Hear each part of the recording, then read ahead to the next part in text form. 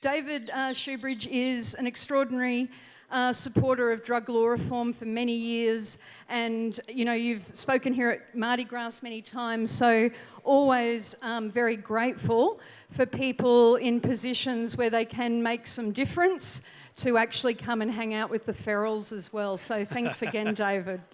Yeah. Maybe there's a problem when I feel really comfortable amongst all the ferals, I don't know. But I do want to acknowledge this is Bundjalung country and pay our collective respects to elders past, present, emerging. I've said before, and each time when we talk about drug law reform on this beautiful part of the world, yes, absolutely respect for country and walking side by side with Bundjalung people on that pathway, particularly to truth and treaty, but also recognising that drug law reform is actually social justice reform as well. And that a key part of that is getting the police out of First Nations people's faces, out of their cars, out of the interactions on the street. So this land always was and always will be Bundjalung land. I'm just going to do a really quick run through about where we're up to with legalising cannabis federally. So most often when people are thinking about drug law reform, and particularly all of the efforts up to now to create a legal structure for the use of cannabis and to legalise cannabis, that's all been focused at a state and a territory level. And that's been because most of the really crap laws about cannabis are delivered by state and territory parliaments. And in New South Wales, you know, it's the New South Wales police that are going to stop you on drug driving. It's the New South Wales police who are going to stop you and search you, charge you for possession, charge you for dealing. It's primarily state police around the country that are criminalising, have the job of prosecuting people for illegally possessing cannabis or growing cannabis, and it's primarily state laws that are used. But there's also a whole lot of federal laws that apply to cannabis and to other drugs. And traditionally, most of the federal laws have been about border protection, about importing or to some small extent exporting drugs out of Australia. But I have been committed, along with and I see two of my state colleagues here, Kate Fairman and Sue Higginson, and the Greens have been committed to drug law reform, to stopping the drug dogs, to legalising cannabis, to getting rid of the criminalisation for anyone caught in the possession of drugs for personal possession. And I just see Mandy Nolan stepping forward as well. I might just hand over to the front bench over there. We have been committed as a party to getting this right for 3 decades or more. And I've got to say, one of the most exciting things I thought about moving from state parliament now into the federal parliament, and I'm one of 11 Greens senators and 15 Greens reps in the federal parliament, is we were able to take that campaign and decades of knowledge about how to do this, we could take it straight into the federal parliament. If we're talking about legalising cannabis, we saw this amazing opportunity to use the federal parliament to legalise cannabis once and for all, not just in New South Wales or not just in ACT or not just in Victoria or Queensland, but to legalise cannabis once and for all in one go with a piece of federal legislation. So we are pretty excited about that. And I suppose I want to tell you where we're up to and what the next steps are. So the first thing I did when we got in the Federal Senate, and I have the justice portfolio for the party federally, and that includes police and drug policing and broad justice laws federally. We went and said, can we do this? Can we use the federal parliament to legalise cannabis for the whole country? And that comes down to whether or not there's the constitutional power in the federal parliament to do this stuff. Because good news for those state MPs, and I love, states. I think they have a huge and important role in our constitutional makeup. The federal government and federal parliament can't just stomp around anywhere and pass laws for anything. The federal parliament can only pass laws that the Constitution allows the federal parliament to pass laws for. And quite often, the federal parliament uses a couple of heads of power to do a whole lot of stuff. So they use the corporation's power to regulate how markets work.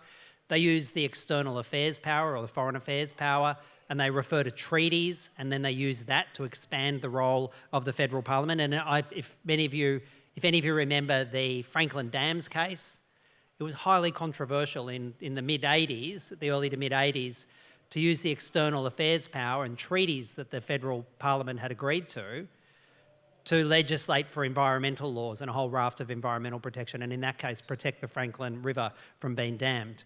And so I had a cunning plan to use the external affairs power because the federal government has entered into heaps of treaties on drug law regulation. And I went to, I think, probably the leading constitutional academic in the country, a guy called Patrick Kaiser, and I said, Patrick, I have this really cunning plan. We could use the external affairs power to, and reference all these treaties that Australia has entered into, to legalise cannabis. And Patrick was very polite, you know. I'm a recovering barrister, but he's a constitutional lawyer and a super academic. He was very polite. He said, David, I'll go and have a look at it. And he came back and said, I don't know much about your cunning plan about external affairs power, but there's another power in the federal constitution we can use. And it's basically the patents and the trademarks power. And he said, if you come up with a scheme to regulate and license different strains or varieties of cannabis, and you have a federal scheme to regulate and legalise different strains and varieties of cannabis, you can create a scheme which covers the field, and by doing that, when you legalise cannabis federally, and you have a legal scheme federally, any state or territory law that is contrary to that, such as criminalising possession or criminalising growing or criminalising sale, those laws basically just get turned off. Because the way the Constitution operates is, if there's a conflict between what the Commonwealth says, the federal law says, and what the state law says, then to the extent of the conflict, the Commonwealth law overrides the state laws. So if we regulate and legalise it federally, any state law that's contrary to it, such as making it a crime to possess or a crime to sell or a crime to manufacture a cannabis product, they just get turned off. You don't even have to repeal them. They just cease to be effective. So that's pretty exciting. Having got that constitutional advice, we also thought there's a whole bunch of good reasons to legalise cannabis, right? I mean, one of the key ones I see is harm reduction. And across the country, about 80,000 people a year, every year, this year, next year, last year, 80,000 people a year get dragged into the criminal justice system because of cannabis-related charges, overwhelmingly their personal possession charges. They get dragged into the criminal justice system. Many of them get a criminal record. It affects their ability to travel. It affects their ability to, sometimes they lose their job. They can't do certain careers, and they get dragged into the criminal justice system. So if we're talking harm reduction, and often you hear politicians talk about harm reduction, we should do this in drugs, you know, to reduce harm. The key harm that's currently happening from cannabis doesn't happen from the plant. The key harm that's happening from cannabis at the moment is putting 80,000 people a year, grinding them through the criminal justice system, fucking over their futures because some politicians can't get around and fix the law. So we can immediately fix that harm. But we also went to this office called the Parliamentary Budget Office. And in the federal parliament, there's this independent office with a bunch of resources that provide really accurate costings and tell you how much changing different policies, federal government policies, how much money it'll cost or how much money it'll make. And we said to them, well, imagine we legalise cannabis for the country. Imagine we put in place a 15% sales tax. So you get GST and then a 15% cannabis sales tax. How much money would that bring in for the federal government? And they beav it away. And a bunch of, you know, very capable boffins come and crunched the numbers and came back to us and said in the first decade, that would produce $28 billion of public revenue. $28 billion of public revenue. Imagine what you could do with $28 billion. You could buy half a sub. No, but you could put dental, it's the kind of money that would allow you to put dental into Medicare. That sort of money. Really fundamental change with $28 billion of public revenue. So we're excited about that. We have released a draft bill, which I'll talk about in a sec, and submissions close on that draft bill on Monday. So I'll come to that. So the legal advice, that's it. You can all read that and understand it. What that says is you can use this patents power to regulate and to legalise the growing, the manufacture and the sale of cannabis federally.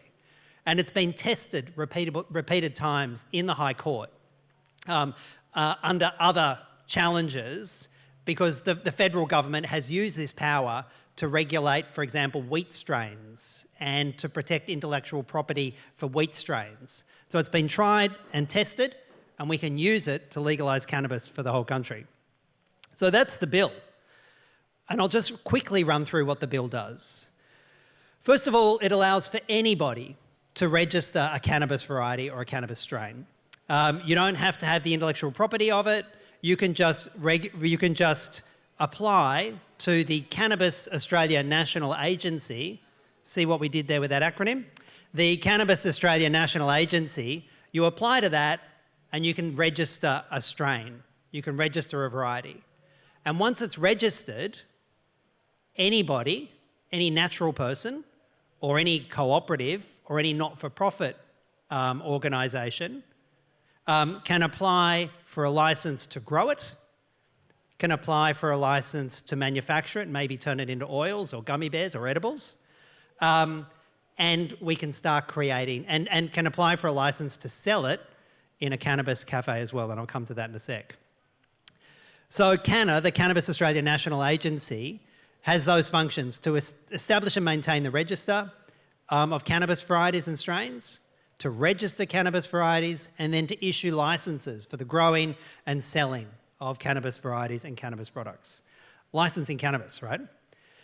As I said, anybody can apply for a licence to grow cannabis, to manufacture products, and then also to sell cannabis. But what we are prohibiting in the bill is we're prohibiting big pharma, big alcohol and big tobacco from having any role. Strictly, absolutely prohibited from having any role. And we think that's critical, because actually the cannabis market we see being created is a really democratic and decentralised cannabis market, where it's not dominated by one or two big for-profit corporations, but actually creates jobs and economic activity in regions just like this. And I don't know if you've noticed, but cannabis grows okay on the north coast of and the northern rivers in New South Wales. And it seems a pretty good place to grow organic, outdoor, low-energy cannabis, and to then be able to actually have the money come in through legitimate means to create businesses, to create legitimate economic activity, and really grow regional communities like this. And we see that as really an important part of having a decentralised, democratic cannabis economy that actually delivers money back to real people rather than just a handful of already obscenely rich corporations.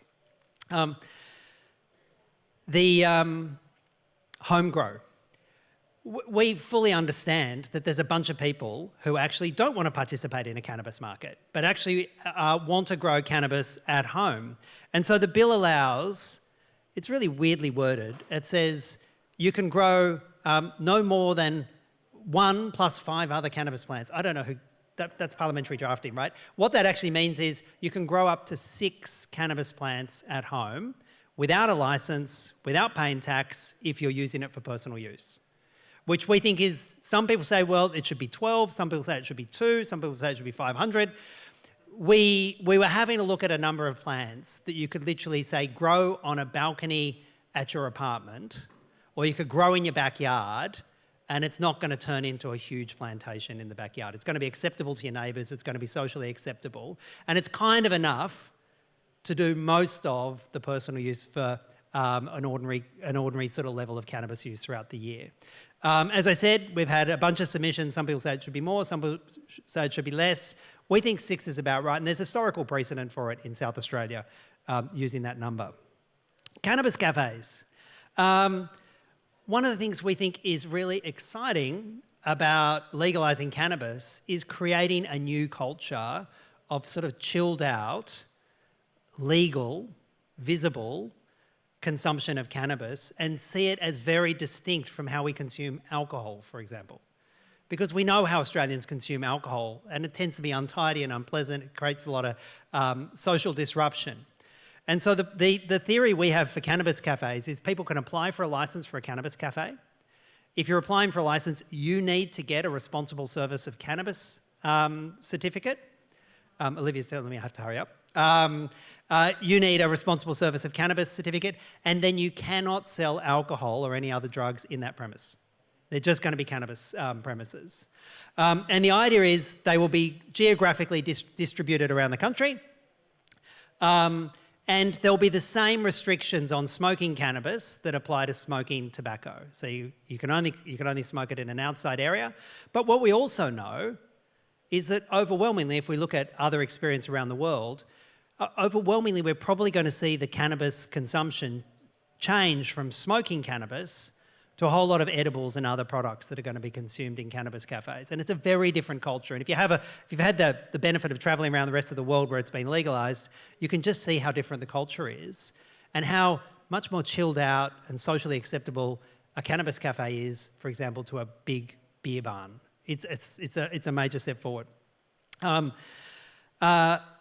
We're also going to allow cannabis cafes to sell online through a registered website to their particular local region. So, for example, if you had a cannabis cafe in Nimbin, one or two, they could sell to the local government area that is covered by Nimbin. If you have one over in Bega or down in Bega or up in Ballina, they can sell to that local government area. Same we would see in metropolitan Sydney or other parts of the country. The reason we're restricting the online sales to a geographical area is because, again, we want to democratise this market.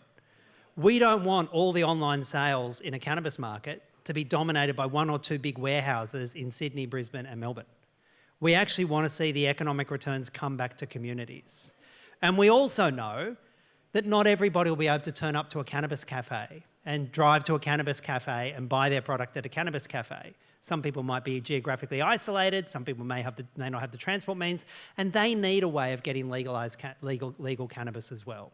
And so they can apply online. If they're in that geographical area, it can be delivered at home from that cannabis cafe. So what now? Looks like I'm going to turn up to MardiGrass and talk about it, from what I can tell. Doing that. Our submission's closed. There's an online submission, and I'd really urge everyone to do it. I think you can download it from this. Is that right, Olivia? From this square, so if you haven't done it now. That online submission is kind of engaging. It's almost been too engaging because I think last time we checked, we had 8,500 full submissions given to us under that online submission. That's more than I think any other piece of federal legislation has ever achieved when it's been run by the government. Like, there's extraordinary amount of excitement across the country about this federal bill to legalise cannabis. If you haven't gone through, done a submission and given us your views on the bill, I really urge you to do that. We're closing submissions by the 9th of May, on Monday. At the end of this month, we hope to write a report on submissions. I think we're probably going to use artificial intelligence to analyse some of those submissions. There are so many as well. That might be a step up for the federal parliament anyhow. And we're going to produce a report, we hope, by the end of this month. And our plan is to introduce the bill with amendments that we've picked up after the consultation to introduce into Parliament either in the middle or the end of June, and then take it to a federal Senate inquiry and roadshow it around the whole country for the rest of the year and bring it onto a vote in the federal parliament early next year. So,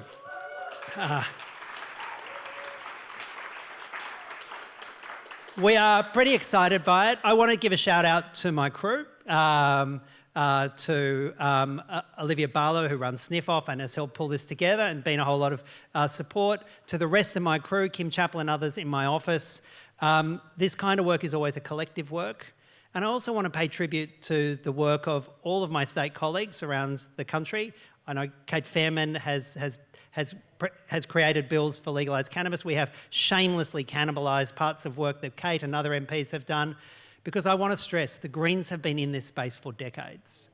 We know what a successful bill looks like, and we are not afraid to legalise cannabis once and for all for the whole country.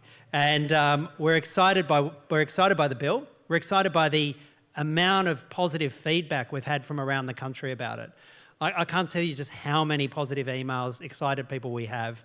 And we are going to make the challenge to the Labor government and to the coalition. You're either going to get on board with us, with our plan to legalise cannabis for the whole country federally early next year, or we're going to come after you in the next parliament and make the next election a core part of the Greens platform, because one way or another, we're going to deliver what a majority of Australians want, and we're going to legalise cannabis for this country. Thanks very much.